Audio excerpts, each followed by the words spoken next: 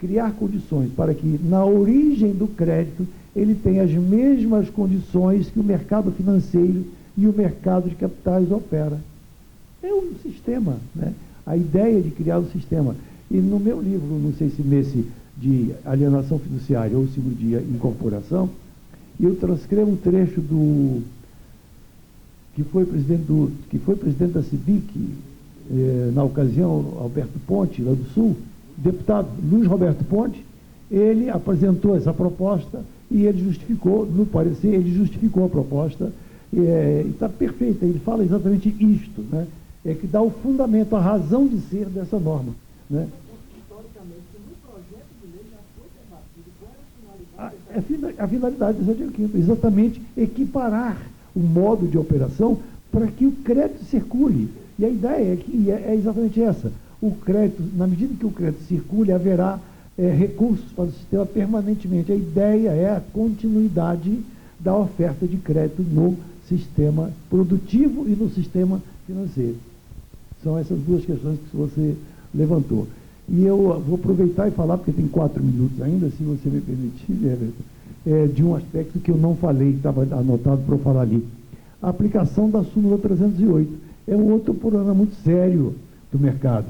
O STJ, recentemente, deve ter uns 2 meses, em decisão muito recente, admitiu a aplicação da súmula 308, que considera ineficaz a hipoteca perante o promitente comprador, a alienação fiduciária. E o fundamento da ministra Nancy Andrighi é que as diferenças que existem entre a hipoteca e a alienação fiduciária não são suficientes para afastar a incidência dessa súmula na alienação fiduciária. No que ela, conceitualmente, tem toda a razão. Tem toda a razão porque a alienação fiduciária é um contrato de garantia tal qual é a hipoteca. Na realidade, a súmula 308 é que merece revisão. Ela merece revisão por várias razões, vários fundamentos. Por exemplo, dentre muitos, o artigo 54 da Lei 13.097, que introduziu no direito brasileiro a fé pública registral. O que consta do registro vale presunção absoluta, né? Concentração no artigo, tem a presunção absoluta da veracidade, da titulação, da situação do imóvel. E, portanto, nessas condições, o adquirente de imóvel, ele tem que examinar a certidão de matrícula do imóvel e cuidar do seu direito de se proteger, ou não adquirir, ou adquirir e pagar ao banco credor, ao invés de pagar ao incorporador.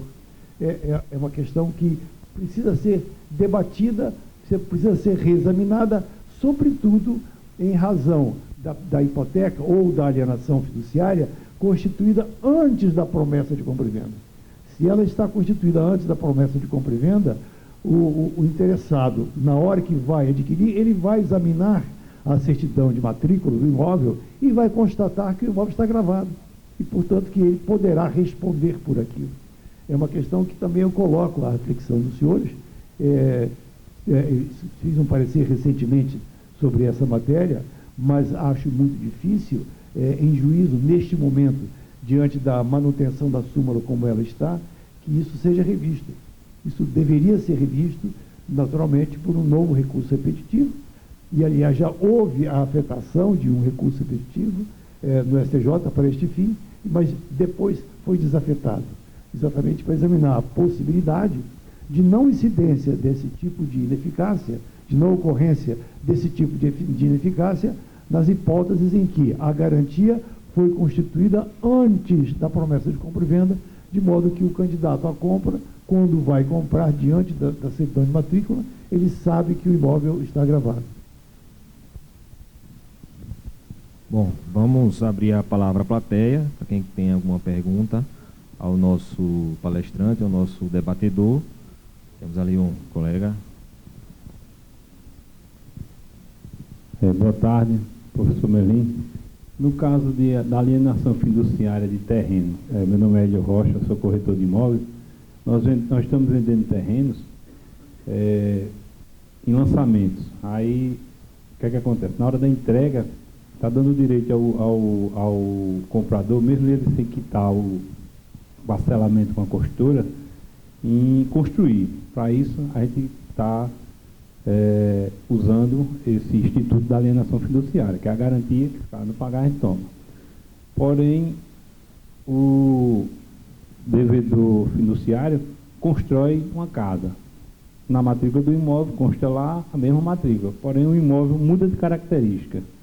No caso de inadimplência dele, há problema na hora do leilão, se lá no contrato dele ele comprou um terreno e hoje ele tem uma casa. E aí vem, claro, o problema talvez da proporcionalidade, o cara comprou um terreno de 100 mil, pagou 50, está devendo 50, construiu uma casa de 500. Aí vem a situação do bem de família também. A gente sabe que no sistema financeiro de habitação, o cara não pagou, perde, acabou, vai para leilão. Só que ele comprou um apartamento, não pagou um apartamento e perdeu o apartamento. E no caso do terreno, ele comprou um terreno, hoje ele não tem mais um terreno, tem uma casa, que é o bem de família dele. Queria só que o senhor desse essa explicação. Muito obrigado, muito obrigado. Muito importante a questão que você levanta. A alienação fiduciária pode ser aplicada, sim, evidentemente, como garantia de venda de qualquer imóvel, inclusive terreno. Não há dúvida nenhuma quanto a isso. Mas, nessa operação, ela traz graves riscos para o vendedor. Graves riscos porque, exatamente, a lei, enquanto de uma parte, a lei 9.514 prevê que as benfeitorias, a lei fala em benfeitorias, estão contidas no preço, né? Neste caso, por exemplo, eu não poderia considerar a casa que ele construiu como benfeitoria, e sim como uma acessão, o que é muito diferente de benfeitoria. Quando a Lei 9.514 fala em benfeitoria, tem em mente adornos que se fazem no apartamento, por exemplo, e não a construção de uma casa, de uma edificação. Nesse caso, eu não tenho dúvida nenhuma de que o vendedor deverá indenizar pelo valor dessa benfeitoria. Eu não tenho sugerido ou recomendado a clientes que me consultam sobre a utilização da alienação fiduciária para vender terreno, não tenho sugerido utilizá-lo. Mas quando insistem em fazer, eu sugiro uma cláusula no contrato que preveja que, na hipótese de ele pretender construir, ou que ele liquide a dívida, ou que ele apresente projeto e o valor da construção que houver de ser edificada no local seja avaliada por ocasião do eventual inadimplemento dele, para que no primeiro leilão o imóvel seja ofertado não pelo valor da compra dele atualizado ou revisto, mas por aquele valor acrescido do valor das acessões que ele edificou. Esse tipo de situação já aconteceu não em loteamento, mas em relação ao terreno. Eu dei um parecer mais ou menos 10 anos atrás, num caso, se não me engano, em Salvador, em que o dono de um terreno obteve um financiamento, foi estabelecido o valor, foi fixado o valor da dívida, da avaliação para efeitos de leilão no contrato, só que era um terreno, e ele edificou, não me lembro se 6 ou 8 andares, e depois que estava edificado, ele se tornou inadimplente, e o banco credor levou o imóvel a leilão pelo valor da avaliação constante no contrato, simplesmente corrigido, não fez avaliação. O devedor fiduciante foi a juízo, obteve um liminar, sustou o leilão 10 anos atrás, que até hoje não foi realizado. É muito risco.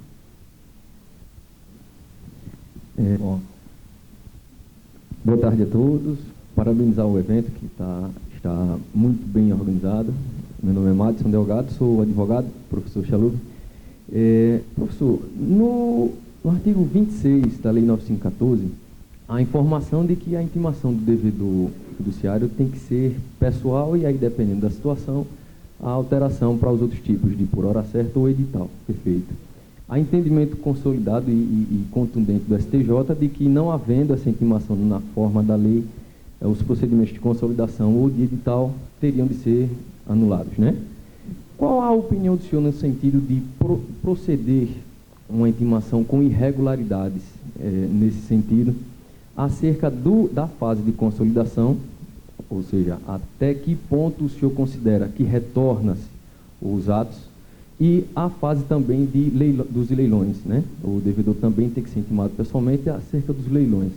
Na opinião do senhor, até que fase os atos tornariam-se nulos para, a partir de então, retornarem à sua reexecução na forma regular? Muito obrigado. Muito boa questão essa que você levantou. Veja só, nós já de muitos anos para cá vimos um desenvolvimento, uma evolução do direito positivo brasileiro, aliás, não é só brasileiro, é mundial, no sentido da desjudicialização da realização de atos por meios administrativos extrajudiciais. E no direito brasileiro nós temos exemplos até mesmo de perda da propriedade por meio extrajudicial, como é o caso da usucapião extrajudicial. Agora, o procedimento extrajudicial investe ou submete o titular do direito, o interessado, de uma grave responsabilidade de observar os requisitos legais fundamentais. Esse, por exemplo, da intimação, está relacionado ao contraditório, ao princípio constitucional do contraditório e da ampla defesa. Qualquer cidadão, ele tem o direito de ser avisado de que haverá contra ele um ato qualquer, sobretudo um ato de perda de direito, para que ele possa reagir e propor alguma medida de proteção do que ele entende ser o seu direito, ainda que ele esteja inadimplente. De modo que o rigor tem que ser absoluto na busca da intimação pessoal do devedor fiduciante. É evidente que a lei prevê, agora, adaptando a 9.514 ao Código de Processo Civil, prevê a intimação na pessoa do funcionário de condomínio. Se for operar um procedimento de execução, eu tomarei todo o cuidado para me certificar de que efetivamente o devedor fiduciário tomou conhecimento desse procedimento. Esse tipo de falha na execução do procedimento, tanto no procedimento de intimação para consolidação, como de comunicação para efeito de leilão, que agora a lei exige por força da 13.465, devem ser muito rigorosos, e o judiciário tem anulado sistematicamente quando não há observância desses requisitos legais. São requisitos legais fundamentais que estão relacionados ao contraditório e, portanto, ensejam, sim, a nulidade de todos esses atos para trás. O juiz verá isso ou por uma ação do devedor, do antigo devedor, ou no momento da ação de reintegração de posse. Nesse momento, ele vai examinar todo o procedimento de notificação e leilão da unidade, assim como da consolidação da propriedade, porque o que legitima o credor a requerer a reintegração de posse é a consolidação da propriedade. O juiz, então, no processo de reintegração de posse, vai examinar. E constatando a inobservância de algum requisito, certamente ele anulará o ato. Temos mais perguntas?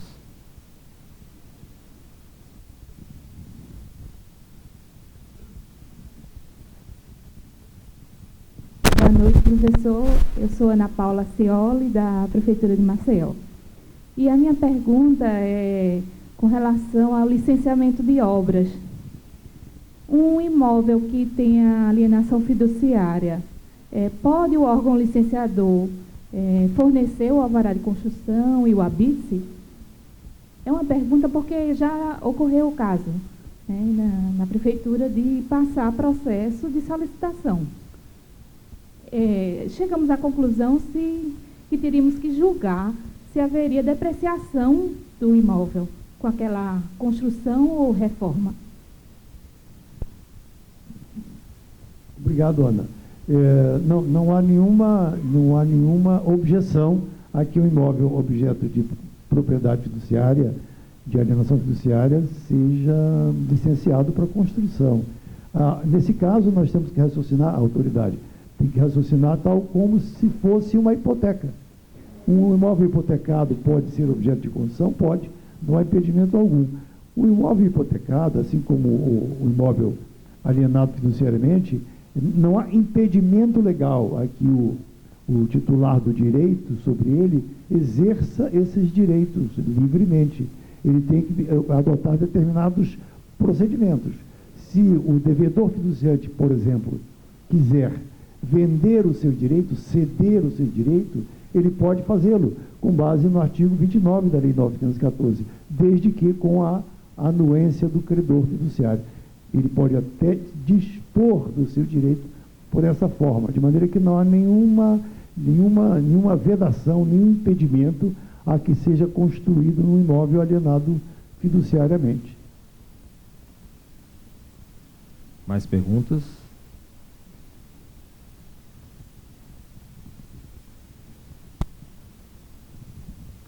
Boa tarde, meu nome é Michele, eu sou advogada.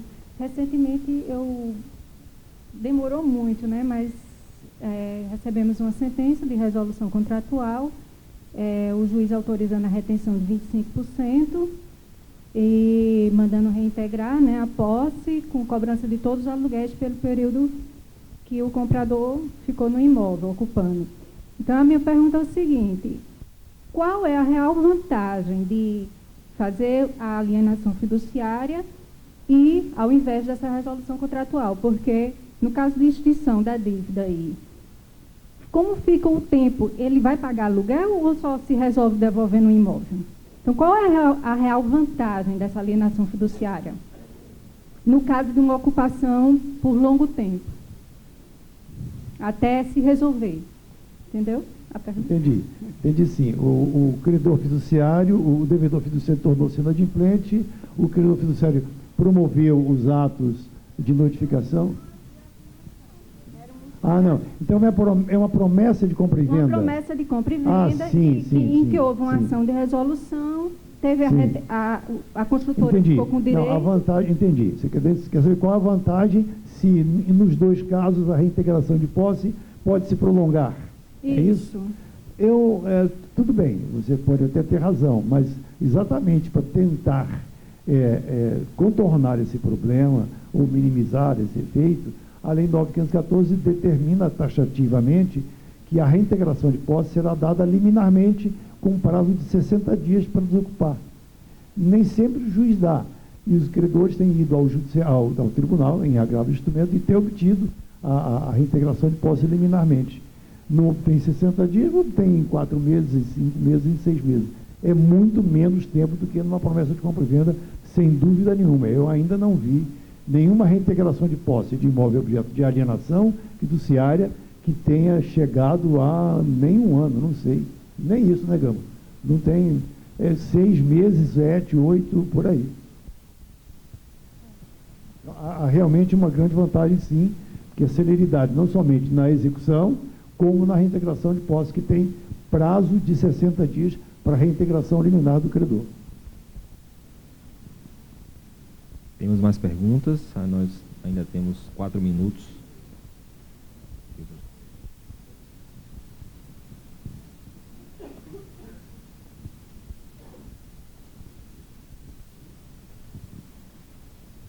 Professor, eu queria que o senhor comentasse um pouco sobre a insegurança jurídica, tendo em vista que o processo do leilão extrajudicial, tanto da hipoteca como da alienação fiduciária, está no Supremo Tribunal Federal para saber se é ou não constitucional.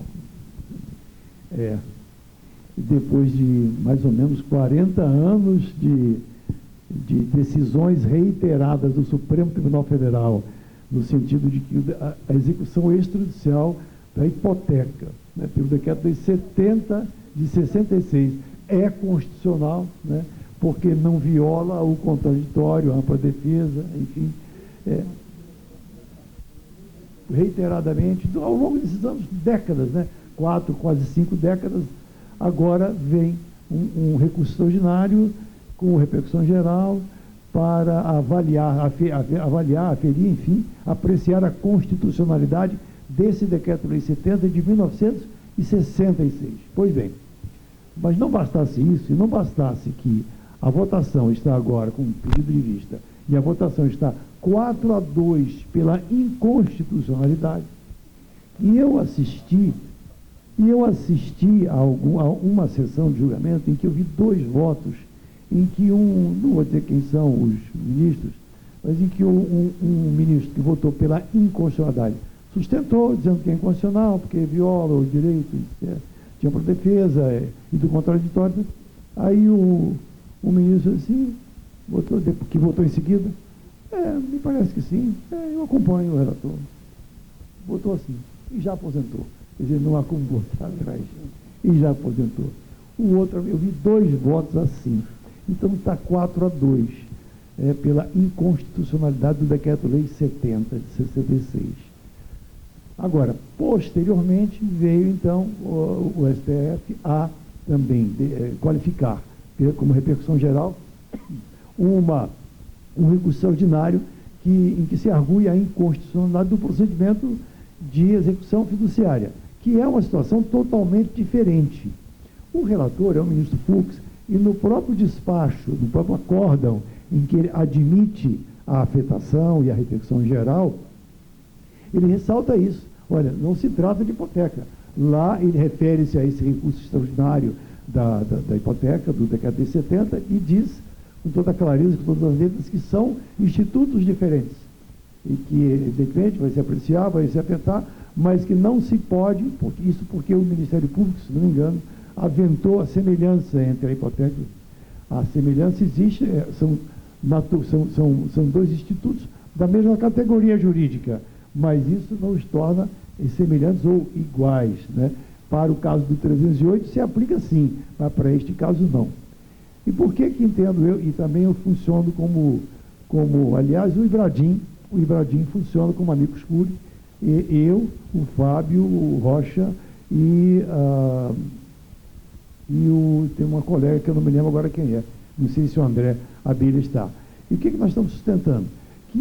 Como aliás falei no começo ali, aqui a hipótese é diferente. Por quê? Porque a expropriação do direito do devedor fiduciante se dá antes do leilão, se dá por efeito natural da falha da condição. Por isso que é importante ter sempre presente e bem sólida essa ideia desses conceitos da alienação fiduciária, como um negócio jurídico de transmissão condicional. Então, a condição opera os seus efeitos automaticamente, independentemente de intervenção judicial, independentemente até de qualquer manifestação do interessado, do credor daquele direito, né? Mas para o caso da alienação fiduciária, por exemplo, né, a lei estabeleceu que não, apesar de operar o seu efeito automaticamente, neste caso, como pode haver, por exemplo, situações caracterizadas como relação de consumo, neste caso é necessário notificar, abrir prazo ao devedor para que ele purgue a mora e todo um procedimento com todo o rigor do procedimento de execução. E há um outro aspecto importante em relação a isso também, que é um fundamento que eu invoquei na petição de amicus curiae do Ibradim, é que o novo Código de Processo Civil, ao tratar do fideicomisso, e por que eu estou falando do fideicomisso? Porque do fideicomisso se constitui uma propriedade fiduciária também, não é? Então, a propriedade fiduciária do fideicomisso, que no Código Antigo era objeto de procedimento de jurisdição voluntária, não é mais. Não é mais. Por uma emenda que eu propus também no Instituto dos Advogados Brasileiros. Então, no implemento da condição resolutiva ou suspensiva, né, que o Código Antigo previa que, no caso do fideicomisso, teria que ser processada por um procedimento de jurisdição voluntária, agora não é mais. Elas são análogas, são situações análogas. Eu creio que eu vejo um certo risco em relação à hipoteca, mas tenho grandes esperanças em relação à preservação do procedimento da alienação fiduciária. Mas, professor, o senhor não deu a resposta que a gente havia combinado, né? O senhor se lembra? Eu não me lembro. O senhor se lembra que o Marcos Salles falou o seguinte: